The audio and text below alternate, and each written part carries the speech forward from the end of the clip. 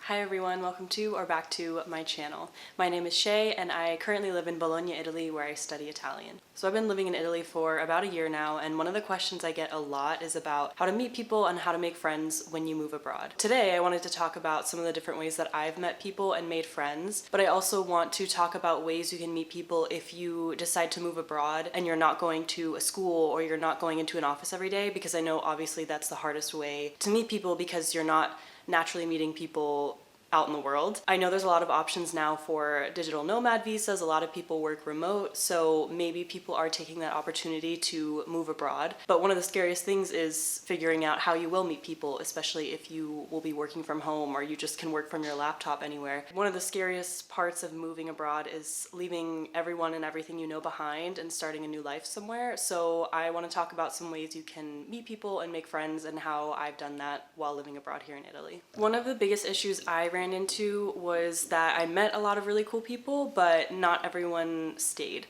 So that is something I think you should be aware of when you do move abroad. There might be people who are coming and going. Maybe they're just traveling for a little bit. If you don't know, at least for Americans, we can stay in Europe for up to 90 days. So I know a lot of people now who work remote and they will come for 90 days. But then obviously, if you're trying to make friends, it's hard once they leave. This has happened in my situation because I go to a language school, but it's not like a university where there's semesters and a set program. For me, people could come anywhere from just 1 week to a couple of months. Obviously, like I've said, I've been here for almost a year, so I've seen a lot of people come and go, and I made a lot of really great friendships with people who after a few months they leave, and that's really heartbreaking when you've created these relationships with people and then they leave. Of course, I still stay in touch with them, but it's hard when you don't have friends who are physically here. So obviously you have to make an effort to make these kinds of connections.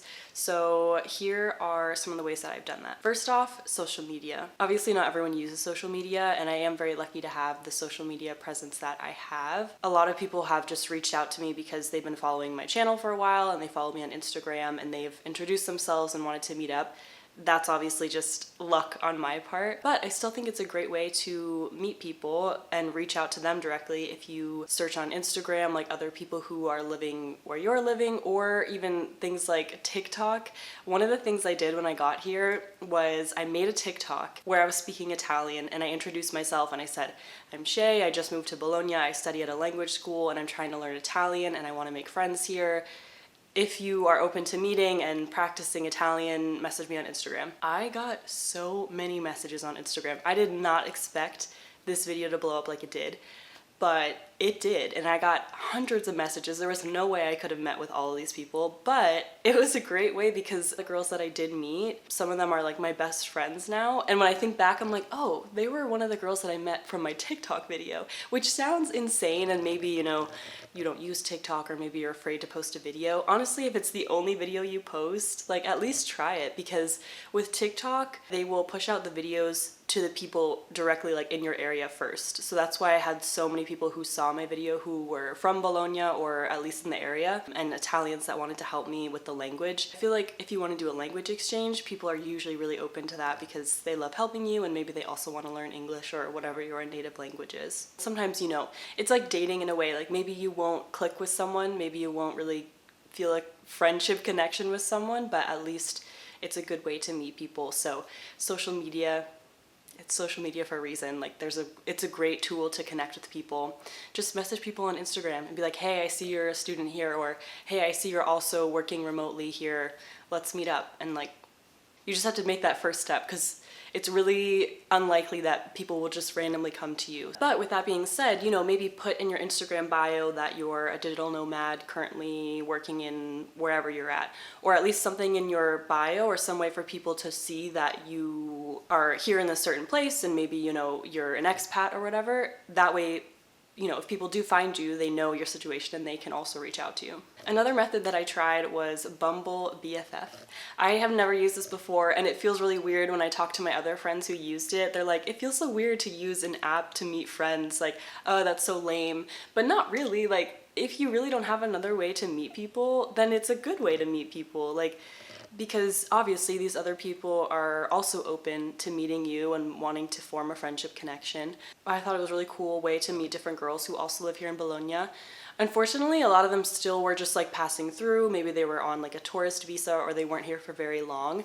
So the girls that I met on there, maybe I met like once and then I never saw them again. But that's the other thing about obviously making friendships. Like you have to keep that connection going. You have to continue to see each other, and a lot of people, they get too busy and you kind of just like lose touch. So it's not always just about meeting the people. Like obviously friendship and making connections with people, you have to continuously meet up, and that can be hard if life gets in the way or you are too busy with school or work or whatever it may be. Maybe if you are more shy and you like me and you don't really want to go up to people in public, it's like a great way to find people who are also interested and connect with them. And you can meet, like I met for dinner, or you do like drinks or whatever, and it can be really fun. Speaking of these apps, dating apps is also a way that you can meet people even if you aren't necessarily ready to start dating. You can obviously put in your bio what exactly you're looking for. I started using dating apps because I was curious to see what it was like, what was out there. In my bio, I did put that I was here in Italy studying Italian, so like let's practice Italian.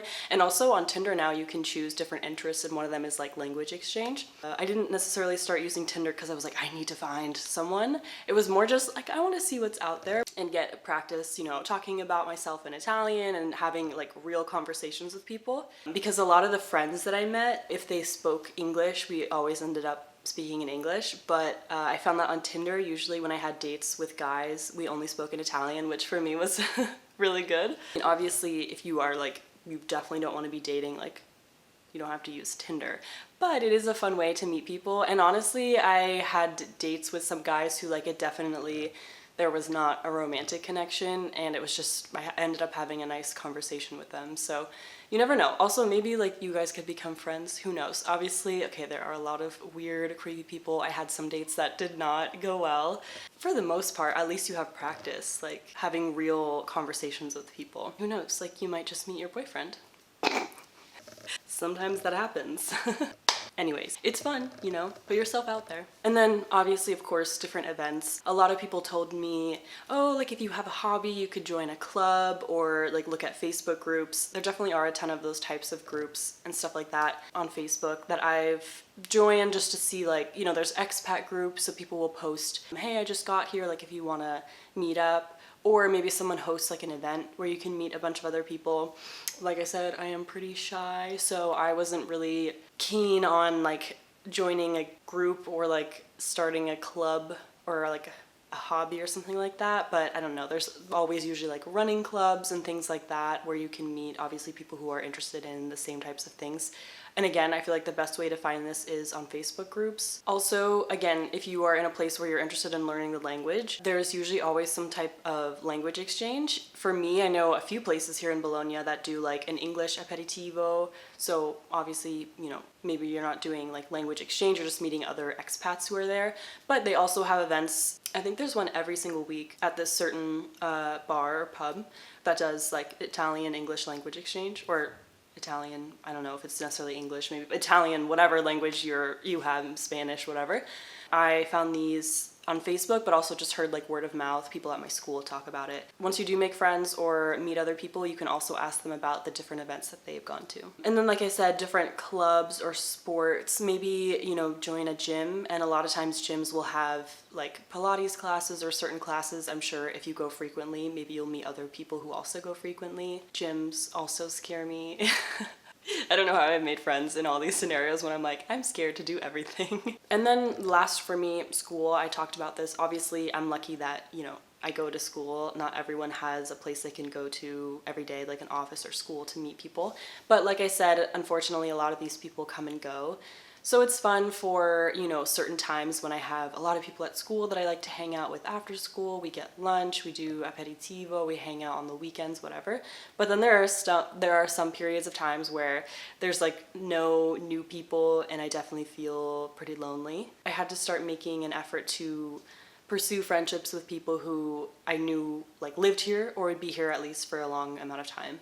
like me. Was once I did meet people, they connected me with other people. So for example, I have a friend right now, she's American, and we've gotten really close, and we actually met because a girl who I did a language exchange with, an Italian girl, introduced me to this new friend because she knew that this girl was also going to move to Bologna, and so she said, oh, I have this friend Shea who's living there right now, you should connect.